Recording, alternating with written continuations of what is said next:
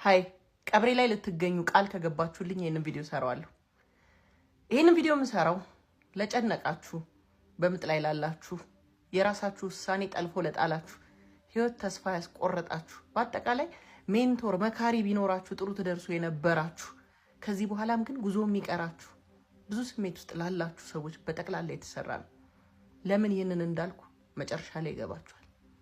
በኔ ህይወት ውስጥ ከወላጆች ውጪ የጥሩ መምህር ማጣት ወይም ጥሩ መምህር ጋር አለመገጣጠም ህይወቴን በብዙ ፈተናዎች እንዳሳልፍ ግርግሮች እንዲበዙበት አድርጎታል። ልጅ እያለሁ ዓለም ሳትገባኝ ወጣት እያለሁ ሰው ቢነግረኝ ኖሮ የተሻለውን ነበር ብዬ አምናለሁ።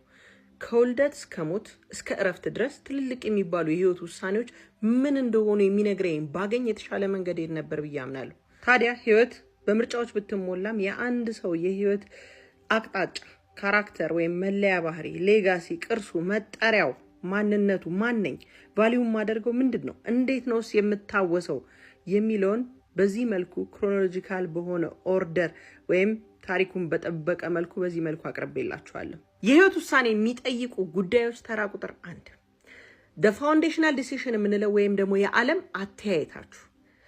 እድገትን የምትሹ ናችሁ ወይስ ቋሚ ግትር ናችሁ?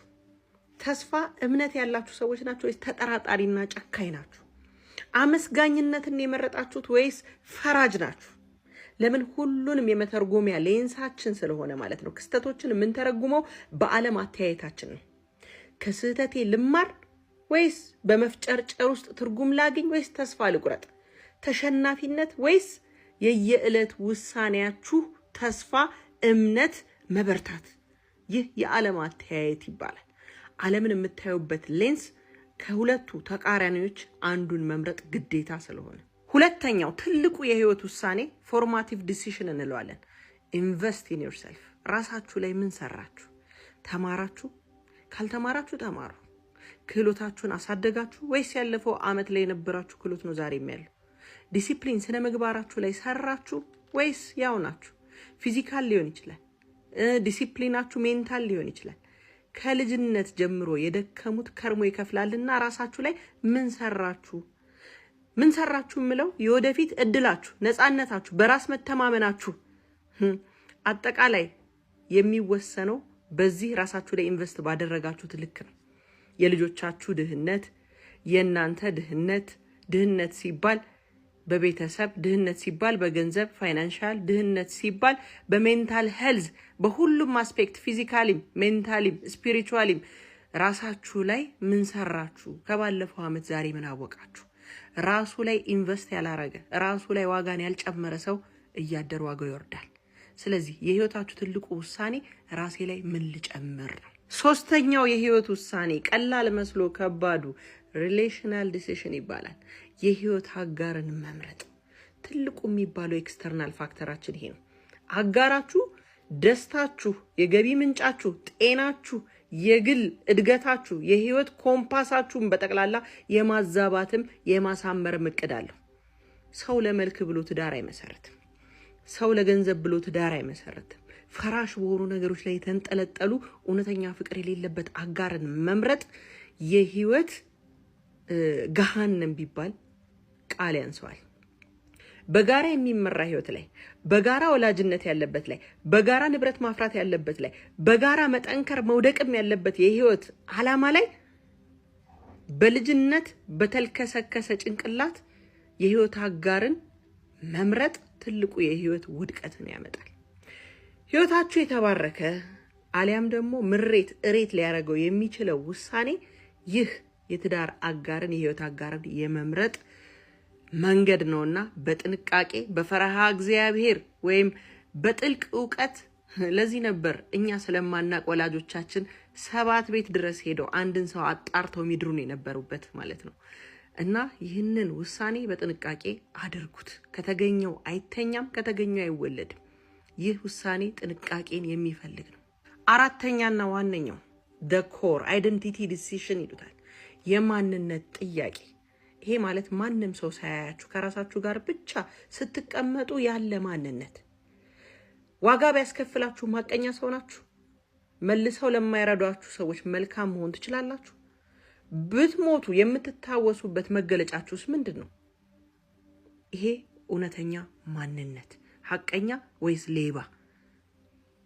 አምስተኛው ከባዱ ውሳኔ the nurturing decision። ምን አይነት ወላጅ ልሁን? እንዴት ነው ነርቸር ማረገው? መጀመሪያስ ልውለድ? ምንድነውስ ማስቀጠለው? ወላጅነት ማለት ማስቀጠል ነው። ለወለድኳቸው አእምሮ ውስጥ ምን ላስቀጥል?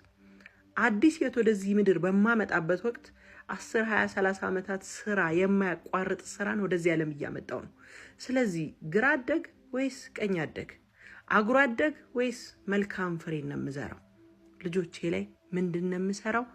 በስሜት ተወልደው በስሜት እንዲያድጉ ሳይሆን በውሳኔና በጥንቃቄ ቀሪው ዘመናቸው ያማረ ለትውልድ የሚተርፉ ለሀገር የሚተርፉ አድርጌ እንዴት ልስራቸው?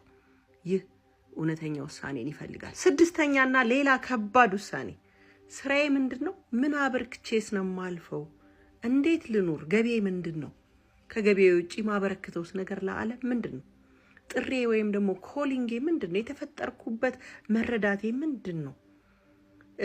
ረጅም እድሜያችንን በስራ እናሳልፋለን። ስለዚህ ማንነቴ የማሳርፈው ተጽዕኖ በዛ ውስጥ ይገለጣል ማለት ነው። ስለዚህ እኔ ምን ሰርቼ ምን አበርክቼ ልለፍ?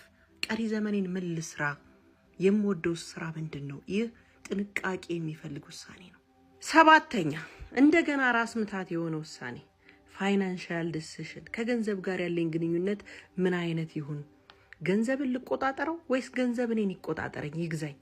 እዳ ውስጥ ልግባ? ቁጠባ ላድርግ? ኢንቨስት ላድርገው? ምን ልግዛ? ይህ ከፍተኛ ጥንቃቄ የሚፈልግ ነው። ይህ ውሳኔ ከረፈደ በኋላ ብዙዎች የሚጸጸቱበት ጉዳይ ነው። እከሌኮ ብር ነበረው ከሰረ፣ እከሌኮ ዕዳ ነበር አሁን አለፈለት።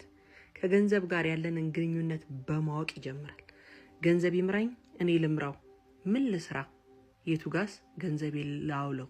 ትልቁ የህይወት አንድ አካል ነው። ስለዚህ ይህንን ልታስቡበት ይገባል። በስምንተኛው ላይ ጉዱን ላፍርጠው። እንግዲያውስ የሰው ልጅ የተባለ በሙሉ በህይወት ዘመኑ በአንድ ሰውም ቢሆን ጉዳት ደርሶበታል፣ ተጎድቷል፣ ሄርት ሆኗል። ስለዚህ the reconciliation decision እንለዋለን። ወይም ደግሞ መጎዳትን፣ ሄርትን፣ ግራጅን፣ ቂምን እንዴት ላስተናግደው? ይቅር ልበል? ሳጠፋ ይቅርታ ልጠይቅ?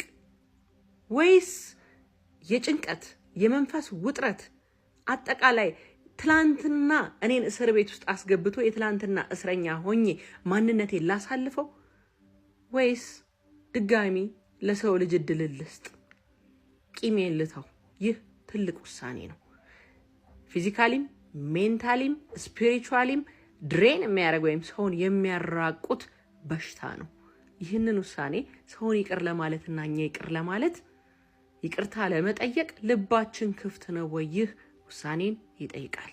ዘጠነኛ ማን ፈጠረኝ? ለምን ፈጠረኝ? አምላክ ማን ነው? እምነቴ ምን ይሁን? የመኖሬ ትርጉም በፈጣሪ እይታ ምንድን ነው?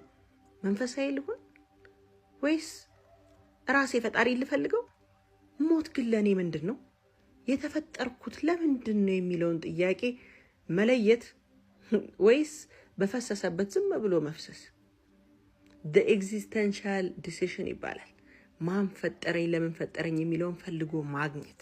በዚህ ውስጥ በአይን የማይታዩ መንፈሳዊ ጦርነቶችን ማሸነፍ ይኖራል። እንዲሁም ተስፋ፣ እምነት፣ ፍቅር ያለበትን እምነት መከተል። ከሞት በኋላ ህይወት ወይስ በአፈር መቅረት ውዝግብን ያስቀራል። ቀጣይ ወደዛው ነው የሚሄደው።